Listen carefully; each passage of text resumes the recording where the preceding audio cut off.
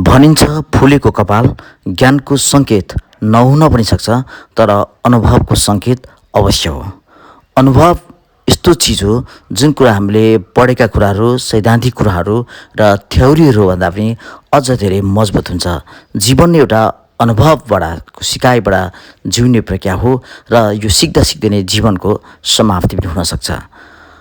हामीले कतिपय कुराहरू, नपढेका कुराहरू, नसुनेका कुराहरू र नदेखेका कुराहरू र इतिहासको पानामा नलेखेका कुराहरू पनि अनुभवहरू यदाकदा हामी पाउन सक्छौँ।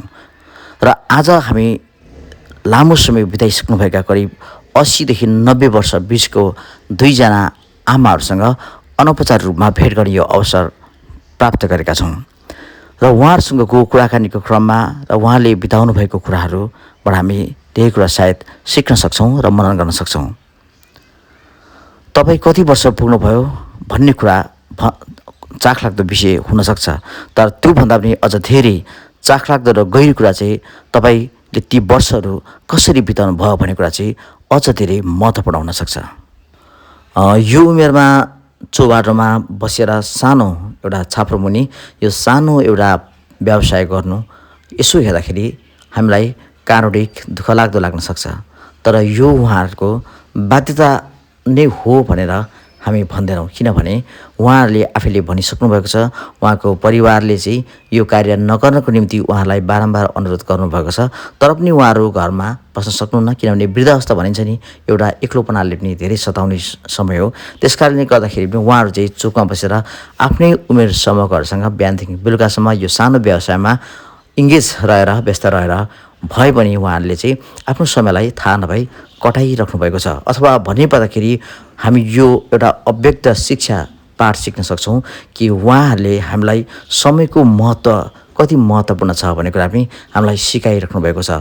हामी केही न केही गरेर भए पनि समयलाई सदुपयोग गरौँ भन्ने कुराहरू उहाँहरूबाट हामी सिक्न सक्छौँ। छोराबारीले नि याद नजानु बुझु भन्नुहुन्न, यहाँ भने पनि हामी टेर्दैनौँ नि त। भने पनि टेर्दैनौँ, नटेर्ने। हामीहरू घरमा बसिरहँदा कुँदे भइहाल्छौँ। हजुर यहाँ बस्नु भनेको थियो कि, हजुर। अनि छोराछोरी मिलेन। छोराछोरीले नि तपाईँलाई कराउनुहुन्न यहाँ किन दोकान गरिराख्नु भनेर? ठुला छोराका चाहिँ नातिहरू ठुल्ठुला थिए कि, हजुर। अनि नगई नछोड्नु भयो, कान्छाका सिना थिए। अब जसो भन्नु बाबु मैले त्यसै माने। त्यहाँबाट ठुला भएपछि ठुली चाहिँ नातिनी अस्ट्रेलिया गइरहेको थियो।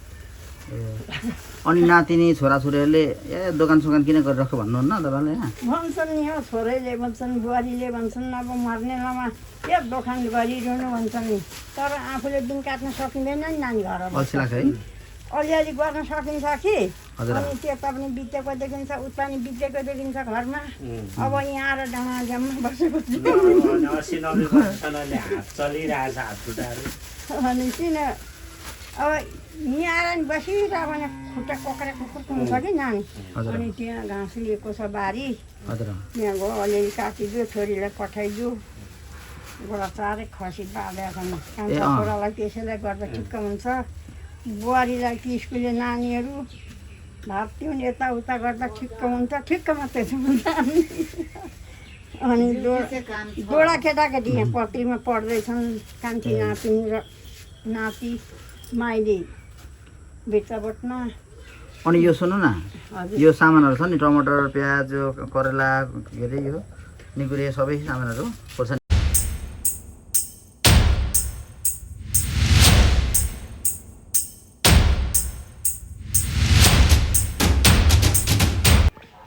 भुटानमा लाखौँ नेपालीहरू बसोबास गरिरहेको अवस्थामा आफ्नो भाषा, पहिचान र संस्कृतिमाथि आक्रमण हुने भइसके पछाडि भाषा र पहिचानको जोगाउनको निमित्त बरु माटो छोडेर भए पनि नेपालमा शरणार्थीको रूपमा करिब 30 वर्ष अघि नेपालको झापा र मोरङमा भित्रिएको जीवनको कालीलाग्दो त्यो विगत उहाँहरूले भोगेर आउनुभएको छ।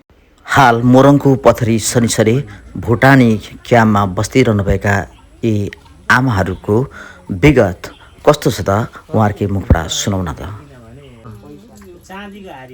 तपाईँ 11 वर्षभन्दा लाउनु भएको? भुटानकै हो क्या त्यो त?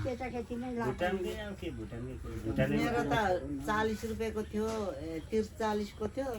सबै यता आउँदाखेरि सुनचाँदी लानु हुँदैन अरे भन्यो। अहिले पनि केटाकेटी हेर्नु आउनु त्यो भारी भन्छन् मलाई हेर्नु लाग्दैन गाडीबाट फुकाल्नु भएको छैन कहिले नि फुकाउँदै यतिकै लागिरहेको त्यो पैसा चाहिँ त्यतिकै बनाएको कि त्यो उहिलेको राजाको टकै त्यही हो। राजाको टकै हो त्यो त्यो भुटानको पैसा हो त्यो भुटानको त हो त नानी हेर्नु पो पर्ने भयो त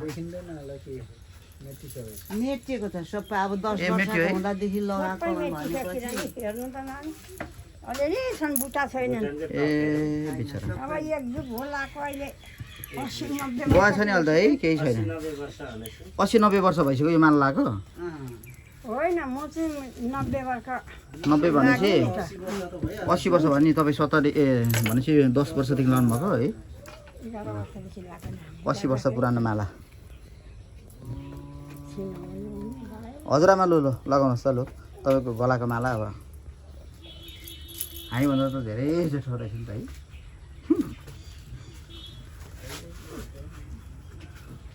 अनि तपाईँहरू दुईजनाको हो यो पसल चाहिँ दुईजना बिचरा के सामूहिक हो कि छुट्टा छुट्टै छ तपाईँहरूको ए यहाँदेखि यता चाहिँ तपाईँको यहाँदेखि यता चाहिँ यता ए तिनजनाको पसल थियो अनि देशको भूभाग सानो ठुलो होला तर राष्ट्रियताको कहिले पनि सानो ठुलो हुँदैन र देशप्रतिको माया अथवा देशभक्ति जो कोहीलाई पनि जुनसुकै उमेरमा पनि लाग्न सक्छ त्यो हामी उहाँहरूमा प्रत्यक्ष देखिरहेका छौँ भुटान जीवनको उत्तरार्धमा पनि फर्किन पाए किन नफर्किने र फर्किन मन लाग्छ नि भनेर उहाँहरू बताउनुहुन्छ राई हो राई ए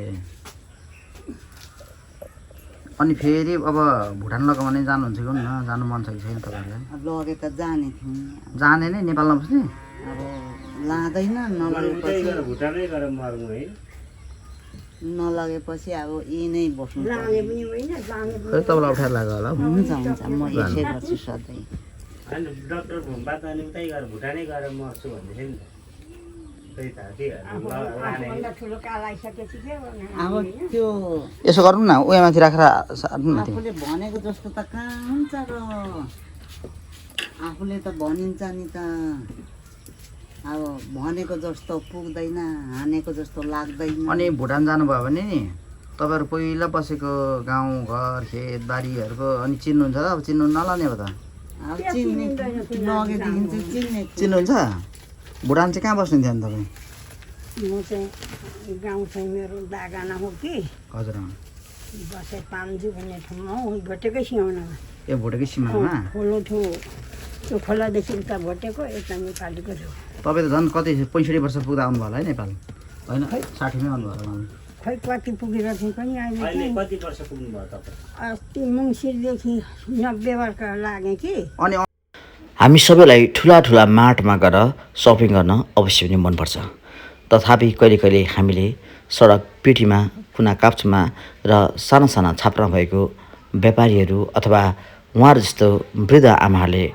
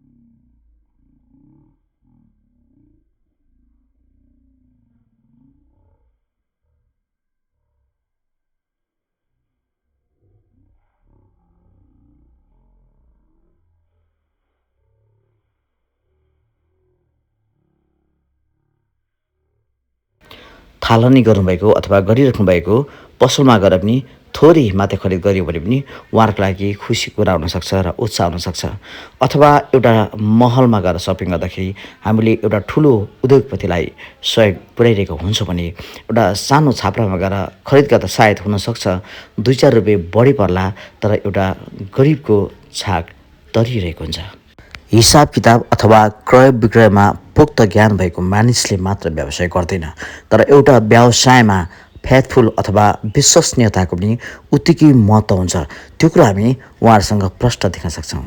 उहाँहरूलाई दिएको रुपैयाँको कति फिर्ता दिनुपर्ने उहाँहरूसँग पर्याप्त ज्ञान छैन, तर उहाँहरूले यसरी उपभोक्तालाई विश्वास गरेर मन जित्नुहुन्छ। एक पावाको 25 रुपियाँ भन्नुभएको होइन त? हजुर, आधी केजीको 50 रुपियाँ भयो, ठिकै पनि होइन? ठिकै हो। पैसा फिर्ता दिनु अनि गाह्रो हुन्छ होला है तपाईँलाई? ठुल्ठुलो अलिक पैसा दियो भने अलिक धेरै लाँदा चाहिँ गाह्रै परिन्छ। यता बस्ती भेटिन्छ नि जति सक्छ। इमान्दार मान्छेहरू दिन्छ होला नि त? दिन्छ उनीहरूले। अब बुढी मान्छेहरूले जान्दैन हिसाब भनेपछि उनीहरूले पुरा क्लियर गरेर दिन्छ। यो चाहिँ ठिक्क भएको छ।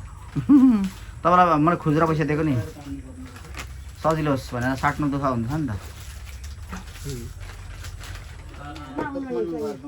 दुःखमा छैन है? कति आधी किलो लाने? हजुर कति मिल्ने है तपाईँहरू दुईजना? एकै ठाउँमा व्यापार गरेछ, एउटै हातमा दुईवटा तराजु राखेर। बिमारी चाहिँ बिमारी छ नि अहिले साह्रै छ। ए हो? तपाईँ चाहिँ कति वर्ष पुग्नुभयो बोजू? तपाईँ चाहिँ हजुर म 85 को भयो। 85 वर्ष? यहाँ चाहिँ कहाँ बस्नुहुन्छ? यहाँ तल गरम छ। ए अनि घरमा को हुनुहुन्छ तपाईँहरू? घरमा छोरा बुहारी नाता नातिनी। तपाईँहरूलाई चाहिँ यसो यहाँ टाइम पास गर्ने ठाउँ होइन? मेरो चाहिँ अल्छी लाग्छ पुरानो?